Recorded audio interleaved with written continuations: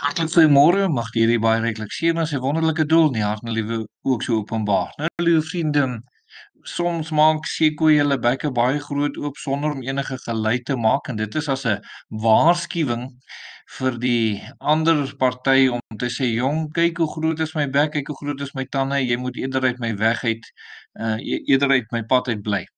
En liewe vriende, in hierdie geval het die klein seekoetjie so bietjie Hans gewees teenoor die groter een. En ons kan sien die agterste enetjie is nou so rus is heeltemal verstoor en ontevrede oor wat alles hier aan die gang is dan.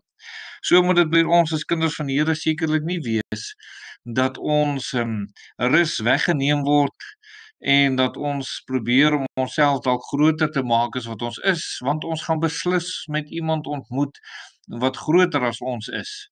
Almal van ons gaan voor die Here staan en almal van ons gaan eerlik moet antwoord teenoor die Here. En liewe vriende, daar is net nie 'n manier om vir God te lieg nie. Ons kan probeer lieg, maar ons sal nooit die Here om die bos lei nie. Die Here sal nooit enige mense leuen glo nie. En die Here sal absoluut presies weet wat in ons harte aangaan. Al sukkel ons om onsself dalk in woorde reg uit te druk, die Here weet wat in ons hart is. En dis bemoedigend, dis vertroostend as ek eerlik is. En liewe vriende, en so sien ons toe die Here met Adam al ook gepraat het en na die sondeval het die Here eintlik vir hulle twee vrae nog kom byvra. Een van hulle is het jy jou eer verloor? Genesis 3 vers 11 staan daar en hy sê wie het jou te kenne gegee dat jy naak is? En liewe vriende, hier verloor Adam en Eva hulle eer. Hulle het agtergekom ons het ons eer verloor. En hulle was beklee in skande en hulle was skaam oor hulle toestand. En daarom het hulle probeer bedek, maar dit het nie gehelp nie. Die vyerblare het niks gehelp nie, ons weet dit.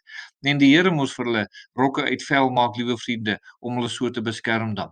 So is dit, liewe vriende, wat die Here ook 'n tweede vraag aan hulle vra en dit is: "Was jy ongehoorsaam?"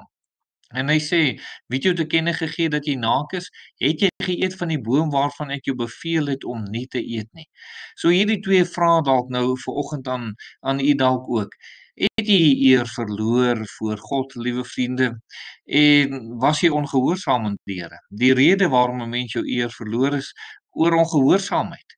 En as 'n mens nou aan die Here ongehoorsaam is, liewe vriende, dan gaan die Here sekerlik met ons daaroor kom praat. Ons weet wat God se bevel is, ons weet wat God wil hê ons moet doen, ons ken God se wil en ons moet dit uitvoer. En as ons dit nie doen nie, liewe vriende, is ons ongehoorsaam. En wanneer ons ongehoorsaam is, sal ons nooit met die Here kan deurgaan nie.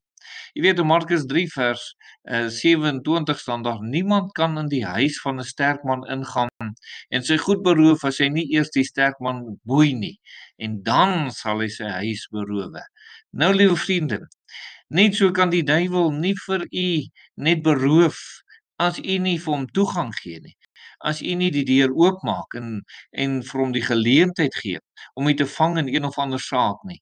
En daarom moet die kind van die Here nie ongehoorsaam word aan die Here deur in ongeloof die leuns van die duiwel sekerlik so in hulle harte vas te maak, in ongeloof op te tree, om nie ag te gee op God se woord nie. En liewe vriende, dit sal maak dat ons ver van die Here af wegdwaal ook. 1 Timoteus 6 vers 5 sê: nuttelose stryery van mense wat verdorwe is in hulle verstand en van die waarheid beroof is en dink dat die godsaligheid winsgewend is. Is dit nie hartseer, liewe vriende, dat Adam en Eva eintlik maar hierdie saak agtergekom het? Ons is van die waarheid beroof. Ons is nie meer in die waarheid nie, ons leef nie meer in die waarheid nie. En daarom moet ons bedek en daarom is ons skaam. En mag u op daardie plek vandag wees om te sê: Here, ek wil terugkeer na u toe. Ek is beroof van die waarheid, want ek leef dit nie meer nie. En dat u waarlik in gehoorsaamheid aan God opnuut u lewe sal oorgee, tot eer van sy naam ook. Kom ons bid saam. Ons dierbare Here, baie dankie dat u met ons kom praat en ons ondersoek. En soms is dit so dat u vra wat moeilik is om te antwoord, doeteenvoudig oor ons nie in die regte verhouding is nie. Maar gee dat ons daar sal wees en dat u verheerlik sal word. Amen.